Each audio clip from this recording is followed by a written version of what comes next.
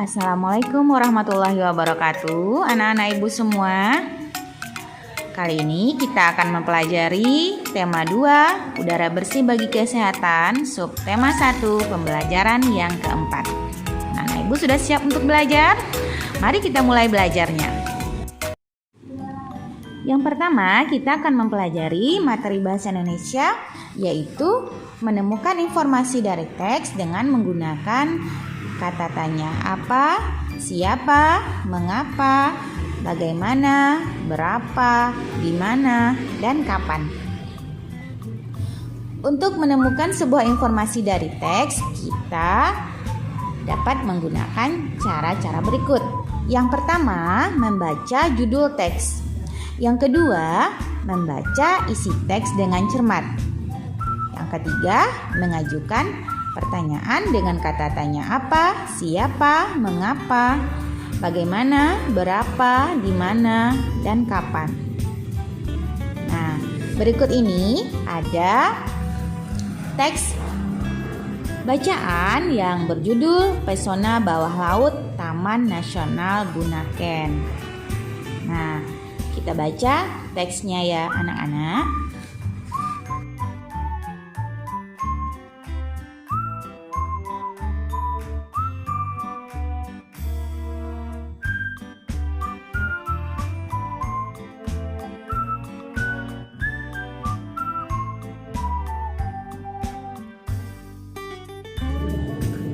Dari teks bacaan yang telah kita baca sebelumnya, kita dapat menemukan informasi penting dari teks bacaan tersebut dengan mengajukan kalimat tanya sebagai berikut. Yang pertama, kapan Taman Nasional Bunaken ditunjuk oleh Menteri Kehutanan sebagai objek wisata? Jawabannya, Taman Nasional Bunaken ditunjuk oleh Menteri Kehutanan sebagai objek wisata pada tahun 1991. Yang kedua, siapa yang menunjuk Taman Nasional Bunaken sebagai tempat wisata? Jawabannya, yang menunjuk Taman Nasional Bunaken sebagai tempat wisata adalah Menteri Kehutanan. Yang ketiga, apa saja flora dan fauna yang terdapat di Taman Nasional Bunaken? Jawabannya, Taman Nasional Bunaken memiliki 13 jenis karang hidup dengan dominasi jenis terumbu karang tepi dan terumbu karang penghalang. Ada sekitar 91 jenis ikan yang hidup di perairan ini. Misalnya ikan kuda gusumi, lolosi ekor kuning, hingga ilagasi. Yang keempat, di mana diving center berada? Jawabannya di Pantai Kalase, tepatnya di pinggir kota Manado. Nah, jawaban yang kita peroleh dari pertanyaan di atas merupakan informasi-informasi penting dari teks bacaan yang berjudul Pesona Bawah Laut Taman Nasional Bunaken.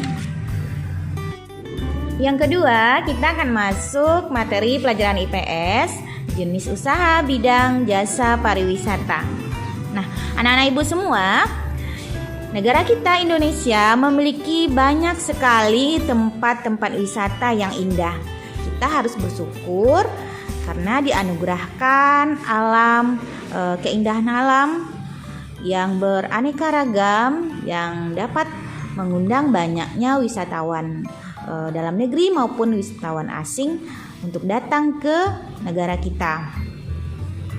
Nah, ragam tempat wisata ini dapat mengembangkan ekonomi bagi penduduk di sekitar tempat wisata tersebut. Kegiatan ekonomi yang ada di sekitar tempat wisata kebanyakan merupakan usaha di bidang jasa.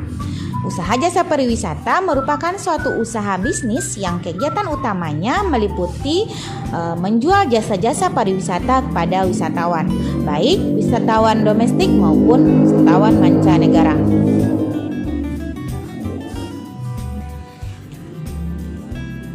Bidang ekonomi yang terdapat dalam bidang pariwisata diantaranya ada agen perjalanan atau biro perjalanan, Yang kedua, pemanduan wisata. Yang ketiga, pelayanan informasi wisata. Yang keempat, pelayanan pertemuan dan konferensi. Yang kelima, usaha-usaha jasa boga, restoran dan catering. Yang keenam, usaha transportasi. Yang ketujuh, ada usaha jasa akomodasi. Contohnya usaha yang memberikan pelayanan kepada tamu yang menginginkan tempat tinggal, baik dalam tempoh waktu yang singkat maupun lama. Contohnya ada hotel, motel, apartemen, wisma, dan sebagainya. Kemudian yang terakhir, usaha jasa pencucian atau laundry. Usaha ini memberikan pelayanan pencucian kepada wisatawan yang ingin mencuci pakaiannya. Yang ketiga, materi PPKN, makna tanggung jawab sebagai warga masyarakat. Nah, anak-anak ibu semua, kalau anak-anak ibu berkunjung ke tempat wisata, kita harus bertanggung jawab terhadap lingkungan di tempat wisata tersebut dan menjaga kebersihannya, menjaga keamanan dan juga kenyamanan di tempat wisata tersebut. Nah, sikap tanggung jawab harus kita mulai dari diri sendiri dan dimulai dari lingkungan yang paling kecil, yaitu lingkungan keluarga. Dan juga tanggung jawab harus kita terapkan dimanapun kita berada. Contohnya di lingkungan masyarakat. Berikut ini contoh-contoh sikap yang bertanggung jawab di lingkungan masyarakat. Yang pertama, contohnya mengikuti siskamling.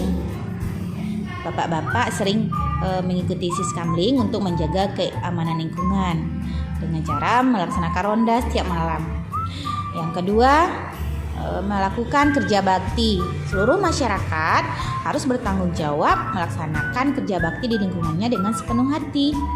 Yang ketiga, dengan membayar iuran di tingkat RT, RW ataupun di tingkat desa ataupun kelurahan. Yang keempat, membayar pajak dengan taat. Kemudian yang kelima, menjaga kebersihan dan kenyamanan di lingkungan sekitar. Yang keenam, ketua RT, RW atau kepala desa berusaha sekuat tenaga untuk mengayomi dan melayani warga yang dipimpinnya. Yang ketujuh, ibu-ibu PKK dan semua warga bekerja sama dengan Dinas Kesehatan untuk mengadakan posyandu di lingkungan masyarakat agar kesehatan masyarakat tetap terjaga. Nah, baik anak-anak ibu semua, sampai di sini dulu pembelajaran kita hari ini. Mudah-mudahan bermanfaat dan anak-anak ibu bisa memahaminya. Ibu akhiri pembelajaran hari ini dengan mengucapkan alhamdulillahirabbil alamin. Assalamualaikum warahmatullahi wabarakatuh.